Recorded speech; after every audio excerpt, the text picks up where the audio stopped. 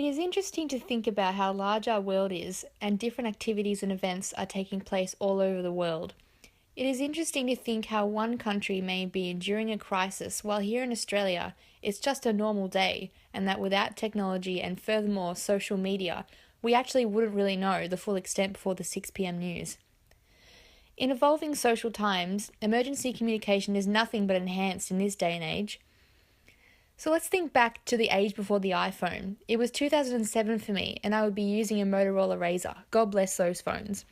It was a time where the internet was something independent of a mobile phone, and if you wanted to use it, it would cost your parents an unexplainable phone bill. Firstly, emergency contact would be in the form of a phone call, newspaper, TV announcement, or in a website. Social media was something that was not as evolved as it is now. But now in 2016, people call for faster news, efficient communication. Let's talk about one of Australia's largest environmental threats, bushfires.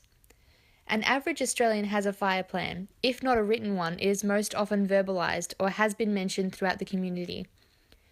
Emergency communication has been notified throughout the use of TV, newspapers, and through the primary mode of contact 000.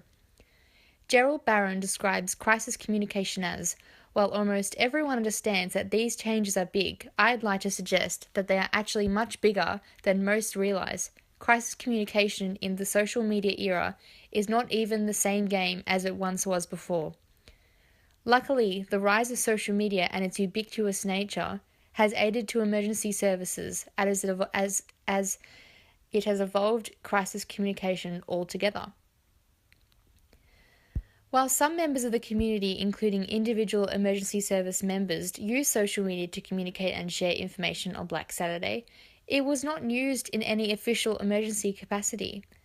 CFA has established a Facebook page that was actually established in November 2008, but by February 2009, it was actually only being used to share general news and community education content, lacking emergency warnings and other incidents that were isolated at the time. After Black Saturday in 2009, the Victorian Bushfires Royal Commission established a critical need for the improved communication between emergency services and Australian communities during a crisis, calling a review to put forward that warnings should be communicated as much as they do on eliminating fires. The 2010-11 Victorian Flood Warnings and Response Review called on organisations to actively incorporate social media use as part of their emergency warning and public information system, and to also use social media as a credible source of information for two-way communication to the public during an emergency or crisis. The Bushfire CRC research team explained that this perpetuates the disempowerment felt by the communities who are not being engaged in a dialogic process, further broadening the gap between expert fire authorities with knowledge and experience of bushfires and the community as non-experts. By engaging with the community in social media, agencies can help gain an understanding that both community and emergency services have a very important role to play, especially in the 4 phases of emergency, which are said to be planning, preparation, response, and recovery.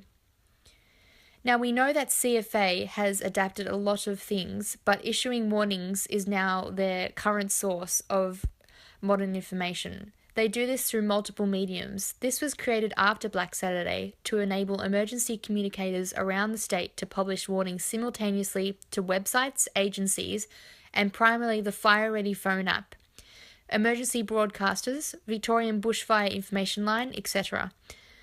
The integration of social media into one source, one message system means that all warnings are automatically posted to the agency Twitter and Facebook accounts as soon as they are issued, and therefore will reach people faster and hopefully avoid more disaster that is to follow. So instead, nowadays emergency communication has received technological advances. Your family's fire plan will be managed around the communication through these apps and other mediums. Warnings will be timely and hopefully more lives can be saved in the process. Thank you for listening.